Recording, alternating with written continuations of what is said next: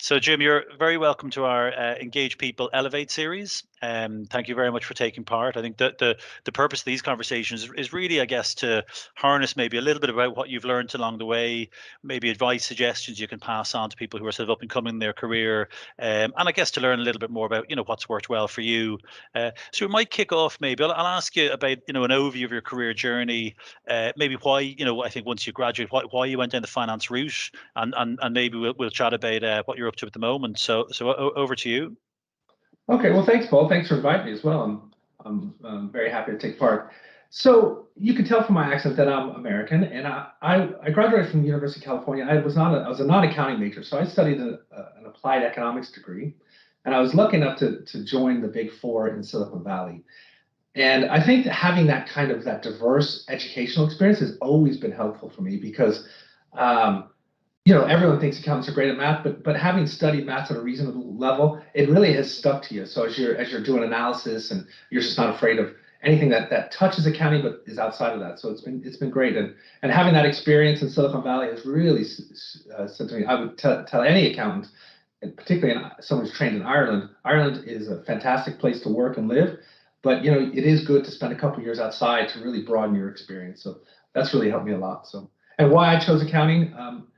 I've always been interested in economics and business, and it was a natural move. I think I made the right move. I still wanted to learn, so going into the Big Four, the best thing to do was you knew you were going to continue to learn. So it was an obvious choice for me to go into accounting.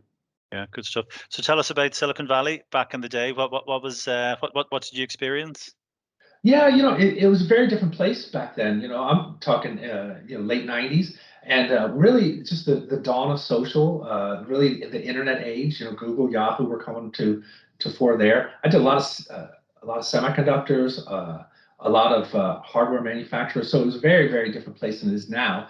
But what was true and same was that it was venture backed. There was a lot of investment into growth companies, and it was obvious that formula is a formula that's going to work in all industries, and it's here in Ireland as well. So I think understanding growth entrepreneurs and the path that they're on and what they want to achieve really helps an accountant, because then you can advise them, and you've seen a lot of transactions, and you've seen a lot of deals, and you see what works and what doesn't work. So really having that experience, well, some of the industry experience isn't particularly relevant. One thing is you better know your stuff in Silicon Valley, because technical accounting is very much at the core of being an accountant in Silicon Valley. They're doing transactions, they're doing a lot of big deals, and they need to know what the answers are. So always having that core technical experience, something I've always kept with me, but also it's and also being able to advise people on what you've seen work and what you've seen hasn't worked with the corporate finance transactions. That's great experience. Yeah, very good. And what do you remember that stands out from back then? Was your sort of early days shaped by the partners, directors, managers you worked with, or was it more the clients that you would have sort of taken most from? What sort of stands out to you now as sort of being big learning experiences from back then? Yeah, the partners were a great group of people to work with, and some of the people I work with now are partners, and to see them sit in the chair and get grilled by the CFOs, and to really know that they need to know their stuff, that there's no waffle, there's no not knowing, if you know what I mean. So if you're you'd be surprised. There's over 20 Fortune 100 companies in Silicon Valley, something like that. I don't know the exact number. And I was on those audits, and to see the CFO of HP grill the accounting partner, it gives you that understanding that whether it's at a smaller scale, you need to know your stuff, and you really need to know your numbers. So there's no getting around that. So CFOs unfortunately have a difficult job, and that we have to stand over every number and know the answer to every question when it comes to numbers. So that really helped. But also the looking at the entrepreneurs and seeing their relentless drive and how they don't take no for an answer. So one very hard thing to do is to tell someone no, because if you tell someone they can't do something, that means you looked under every rock and you've looked at it from every angle, and the answer is no. What's more common is yes, but we need to consider this, or yes, we can do this, we should shape it like this. And you need to tell CFOs, pigs get fat, hogs get slaughtered. So if people start getting greedy, you say, well, let's bring it back a notch and let's be less aggressive and let's stay in the middle road. You can get 80% of what you want, but that next 20% is very, very risky. And being able to work with a lot of entrepreneurs and understanding their relentless drive to achieve something and to be able to give them advice that makes sense to them. And then they understand, oh yeah, let's just take it back a notch and let's get 80%. And that's the smart move. And those are the types of things that you got from your background. Yeah. Yeah, brilliant. And tell me about the junction. So obviously people come to that, they after a period of time in audit, some people stick around and they, make a career and they rise to partner. Other people pursue industry. Can you remember what your mindset was at the time in terms of what you were thinking about?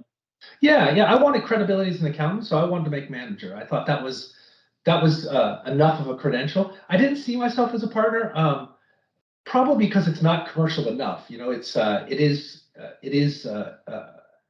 it's a lot of risk and it's a lot of stress. And I didn't see a good family life there. I saw, particularly in Silicon Valley, all of your customers from small to large are just doing transaction after transaction, and they require that immediate urgent need. And so I didn't necessarily want that. But having said that, my career outside of that has been a lot of that. So maybe I didn't get what I wanted. But so I made manager, and then I went into technical kind of corporate finance roles where I did a lot of SEC reporting for a company called Exodus, which was doubling in size every year. They were infrastructure, they were data centers, and then they went into bankruptcy, because of the dot-com bust.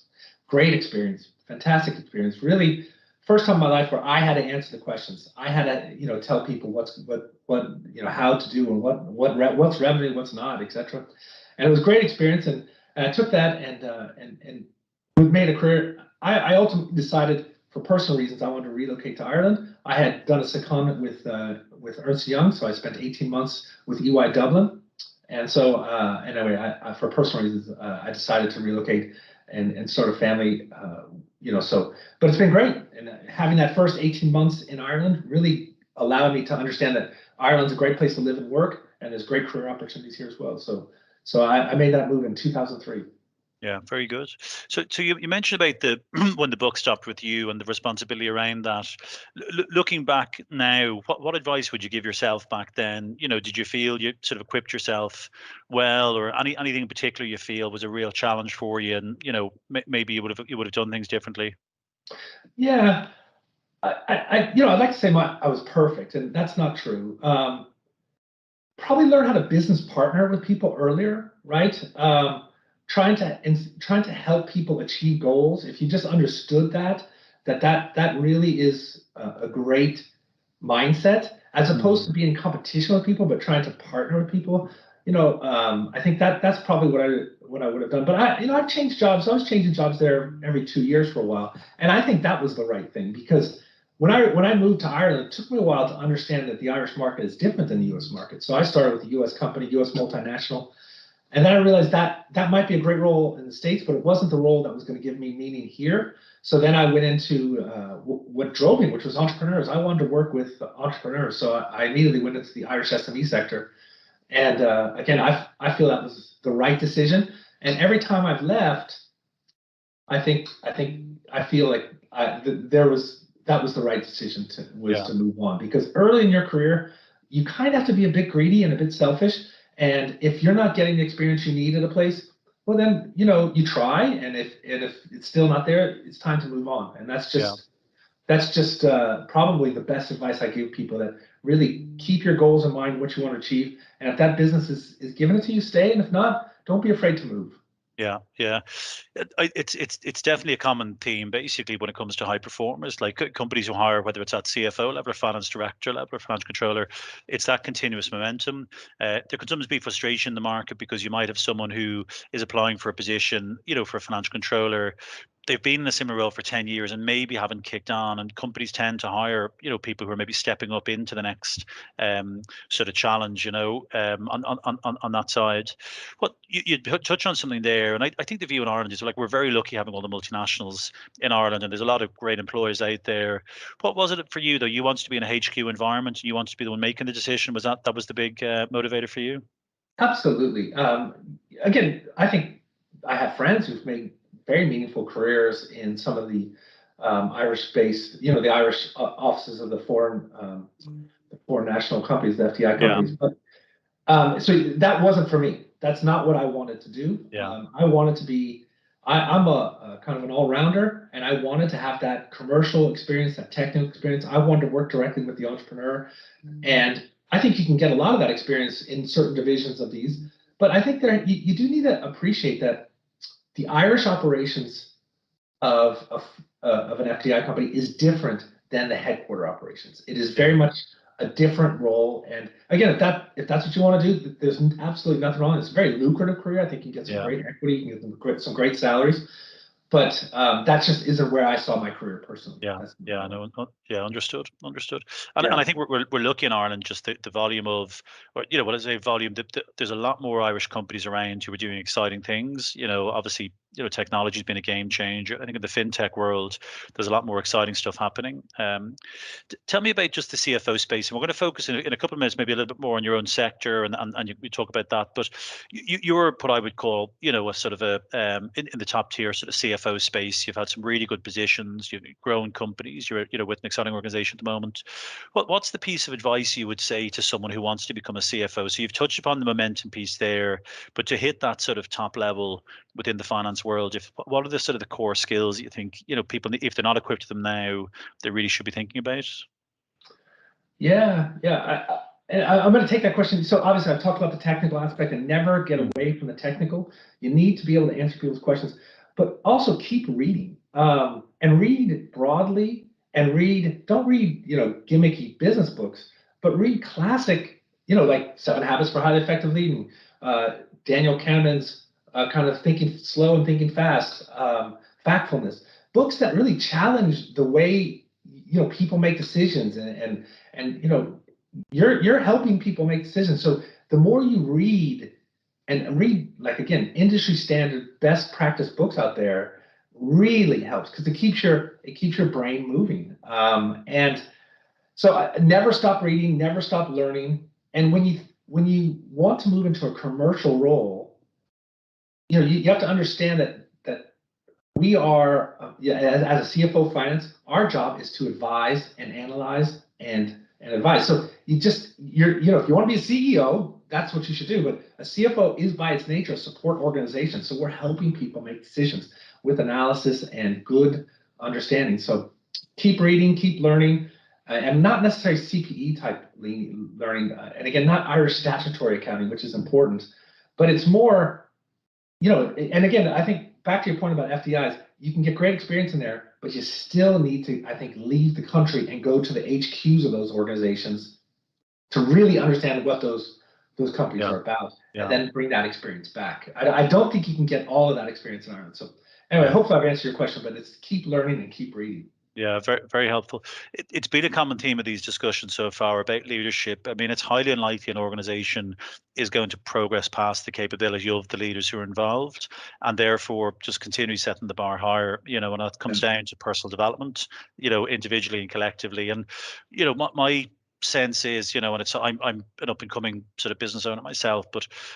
I know that as a group, basically, it's highly unlikely we're going to progress, continue to progress the next stages if we're a company can set out a leadership structure and a personal and a training structure, but everyone taking individual responsibility, it just keeps raising the bar the whole time, which is I think common theme of strong companies. It's your passion too. Like, I've hired a lot of people, and it's very obvious people who picked accounting because they like it, as opposed to people who were pushed into it by they think it's a secure path. Now, finance, accounting, business, however you want to define it, like, it wasn't my initial passion in life, and I don't think people need to follow their passion, but I've always enjoyed it. I've always enjoyed the technical, the commercial, and you just need to be a self-motivator,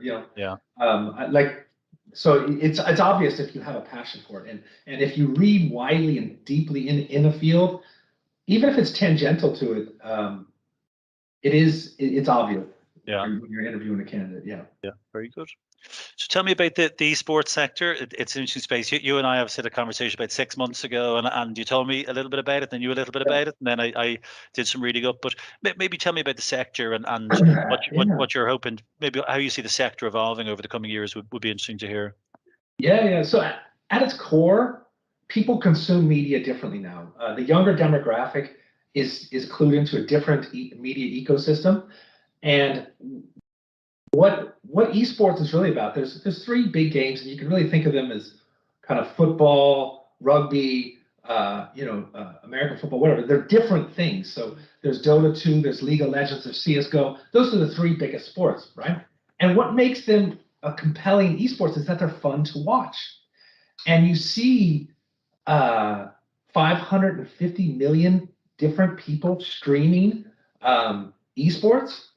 These games are CS:GO is very similar. Basketball with the ebb and flow. Some might score 20 points, and then the other one, they go on runs, and it makes for compelling entertainment. And what we're offering is people an opportunity to wager on that to enhance their enjoyment. So we're focused on the math modeling, getting the math right, getting the odds right, giving them a similar experience to what a traditional sports book is, but on esports. So we just did a massive acquisition, and that was primarily iGaming and sportsbook, and that's traditional, but that gives us a player base and a license portfolio and market access to grow that esports business. But esports is a demographic pool, so kids are different now. Sportsbook went through this with football 20, 25 years ago, where everyone was betting on horses, and then now you go to before kickoff of a Premier League match, there's over 200 different bets, and that's what we want to do. We want to expand the number of markets for each of these games, and also give people better cash out opportunities. If it was a marathon, you think kind of football betting on sportsbook is at mile 20. We think esports is mile 2 or 3. We need to educate esports advocates, ardent fans, that you have the opportunity to gamble, hopefully safely, hopefully in a controlled way, but you have that opportunity to enhance your enjoyment. And people gamble on what they think they understand. And if you understand esports, I think it'll enhance your enjoyment to place a wager on esports. Yeah, very good. So tell me, looking at the sector over the next, say, 3 to 5 years, what do you see as being the sort of opportunities, and what are the challenges then, or what could slow down your progress? Or you can talk about your own company, Esports Direct, or maybe the sector itself, but maybe if you were to do a sort of a brief analysis. Yeah, I mean, with esports, our big problem is demographics. Like we're early to this market, and a lot of people who are focused on esports, we think the demographic is around 15 to 35, and we have to make sure that, and we're going to be educating a lot of people new to gaming, and we just need to make sure that we do it in a safe way. That we do not take underage bets, and even with young people, we don't want to burn through people. That's one of the reasons why we want to have good modeling. We want to have tighter odds so people have an opportunity to win. Right now, the odds are 2 or 3 times worse than traditional sports books. So we think there's a real opportunity for us to tighten those odds and give people a better experience. But we have to do it in a safe and regular way. So regulations in the U.S. and regulations in Europe are evolving very quickly.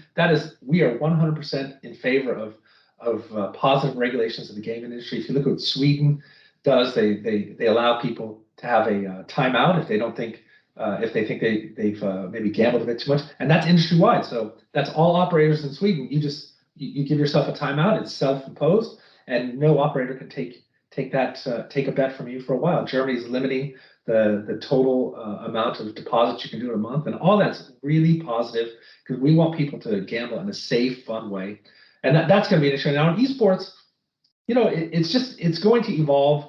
And for us as a company, we need to make sure that we really understand the market and go with the evolution. So as a CFO, I'm trying to advise people on which investments to make. We invest here, and which are successful and which are not performing like we should be. And we need to be able to evolve and move with the times, because esports, like we said, it's early in the evolution, and there's going to be a lot of change. So we just need to make sure that we're on the right side of that change and we really understand it. Yeah, very good, very good. And just in relation to what you're hearing about the market in general, I mean, there's not all sorts of different prevailing winds at the moment, any number of things across, COVID, Brexit, basically all sorts of different sort of social issues that have arisen, climate change. There's any number of different pieces. From a CFO perspective, what do you feel are the biggest challenges, whether it's your own business and then from a broader perspective with business in Ireland, that you think are going to really, the things to keep an eye out on, and maybe where you think the opportunities might be? Sorry, could you just rephrase that question? Where I see like some of the big macro changes are going to be? Yeah, so in the eyes of a CFO at the moment, just with everything that's going on in the world, I mean, and we're in a very positive economic environment, so let's not forget that. But what do you think from a CFO's perspective? What are the things you hear about, or you see yourself directly prioritizing over the next few years? Yeah. Well, we are in a very we are in a very positive economic environment. People have a tendency to think linearly. So if it's good now, it's only going to get better. And I think with inflation that's coming out, that's something that concerns me because you hear a lot of economists say that really it's not structural inflation, and we were in an amazing low inflation environment for a very long time. And once we get supply chains and Brexit behind us, we'll go back to normal. I guess I'm a little skeptical of that view because if you look at the the amount of savings people accumulated during the lockdowns, I think people are in a very strong balance sheet point of view. And now, as the economies open up post COVID, I think people are going to rush to spend the savings that they've accumulated. And I do think there might be some very structural inflation. And if you think about that, and I think America's ahead of Europe in this. So that means the dollar is going to get stronger, the euro is going to get weaker, and because they're going to raise interest rates, and it might be a difficult capital environment. Money coming out of the stock market into bonds with higher yields there. It might be difficult for companies to raise money. So, and when everyone was chasing yield, it was very, very easy for companies to raise money at very attractive terms. We just raised over $85 million ourselves, so you don't want to be. You want to be Ryanair. You want to have a lot of cash on the balance sheet, and you want to be able to weather these storms. You don't want to, So that's if you're talking about where I see it, I see macroeconomic environment being a concern, something that we have to really consider. And if I knew which way the market was going, I wouldn't be sitting here. I'd be a millionaire somewhere. So, but things are changing right now, and I think that's key. So you need to make sure we understand which way it changes, and you keep your eye on it. So. And may I ask, where do you stand in relation to the new, what people call, way of working? So 2 or 3 years ago, I wouldn't say it was a luxury that people could work from home, but some sectors were always digital. A lot of sectors weren't, basically. But any sort of changes from your side, changes you've adopted yourself, and then changes from a team perspective? And yeah, I would have been probably very old school. Get in the office, talk to people, get moving. I don't work from home unless it's after hours or very crazy times. But I think this is a fantastic development, particularly for people's mental health. And I mean, commuting was really difficult, and I had a good commute. I had about 30 minutes counterflow. It wasn't a problem. But if you think about it, a lot of people say, when you're working, you have to really love your work because you spend a lot of time with the people you work with. But what's changed is I now spend a lot more time with my family and less people, and I think that's a really good balance shift. And I find myself extremely productive. Having said that, we were a 100% virtual company, and there is a social aspect to work. So we now have an office in Dublin, and I just got off the call with people, and people are really energized to get back in the office. So I think it's a balance thing. I don't think 100% of home works. I don't think 100% of the office works. But we've agreed as a finance team to have core days in the office, so we know we're in the office on the same days, so we can see each other and have that team feel. I'm also very lucky because I'm late in my career and I don't need that mentoring and guidance. So what I have to push myself is say, get into the office and also mentor and guide. So you need to do both. So, but it's a balance, and I think the balance has shifted really in a positive way. People should have the ability. You don't need to commute from Dundalk to Dublin every day. There's just not a business need to get that person to have that really arduous commute. And you can really expand your talent pool by having a compassionate, pragmatic approach to this. You know what I mean? Yeah. And in relation to maybe if you're up and coming, so say if you go back to your early industry days or even your audit days, would you say the same thing, that maybe having that sort of work from home piece predominantly, would that have been a better fit for you back then, or would you feel that maybe being in an office environment and learning from people around you might have been any sort of considerations there? Yes, I think it's possible that I would have learned exactly what I've learned now with not going to the office every day. Yes, okay. I think that's true. But you do have to be a bit pushy, when you're working from home. And I encourage my team. I said, listen, if I have time open on my calendar, you can book it. Okay. So I do encourage people to book time, to be proactive, and to really lead that a little bit. Now I do some of that, but we all get distracted. So if you're not feeling like you're getting that time or etc. And again, we're doing our core days, so we're trying to find that balance. But absolutely, again, I don't think 100% at home. And again, like I still think people need to get in the work mindset when they're at home. Now, I'm lucky; I have separate space, and then I can turn on. My commute's walking through the garden and back into our converted office, which is great. But it does change your mindset, and yeah, that's all. But yeah, I definitely think the balance is way better. It's a huge improvement. Yeah. Yeah, brilliant. Yeah, very useful, and some really useful insights shared. So to come to the end here, Jim, and then this has been extremely helpful. Lots of very interesting nuggets. If you weren't in finance, if you hadn't gone down the accounting route, what would you be doing now? Do you think? Boringly, I probably would have went into corporate finance in like a banking environment. I had Right. the Okay. opportunity. I had the opportunity to go on the more, equity analyst, stock trading type environment, and I would have probably went that way. But if I just did completely outside of that, I'm really not sure. I never gave it much thought because Yeah. I've always been kind of goal focused, and I got pointed in a direction, and I never wanted to change. So I've always just kept on going. I've had a lot of friends of mine transition away from accounting. Probably my three closest friends that I met in public accounting are all non-accountants anymore. They went into marketing because the internet opened up, and they went into product marketing. That was very much a data-driven thing. So that was. But when I started, there wasn't even something similar to those roles. So they kind of they pivoted early, and they pivoted correctly. So they've all done very, very well for themselves. So maybe I would have done something like that, but I never felt the need. I've always enjoyed what I was doing. So, but Yeah. that's something. Yeah.